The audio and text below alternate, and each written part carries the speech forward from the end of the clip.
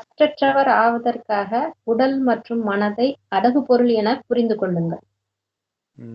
Super super. கருவின்னு புரிஞ்சுக்கணும். பற்றற்றவர் ஆகிறதுக்கு. Super super. So இதுல ஆக்சுவலா ஈர்ப்பிலிருந்து விடுபடுவதற்கு எதுவுமே என்னது இல்லைன்னும் போது எப்படி ஈர்ப்பு வரும்ன்ற செம சூப்பர் இல்லையா? செம பாயிண்ட். ஒருத்தங்க இப்ப அங்கங்க வெள்ளம் வருது, வீட்டுக்குள்ள தண்ணி வருதுன்ட்டு பொருள் குறிப்பா நகையெல்லாம் எடுத்துட்டு போய் மாடியில வைப்பாங்க, ஃபர்ஸ்ட் ஃப்ளோர்ல யார் இருக்காங்களோ அவங்க கிட்ட. அவனுக்கு அது மேல ஆசை வந்துச்சுன்னா அது சரி கிடையாதுல்ல. அதுதான் பாப்பா சொல்றாரு, இது கடவுளுடைய பொருள், சிவன் சொத்து, கொலை நாசம். இப்பதான் புரியுது அதோடைய அர்த்தம்.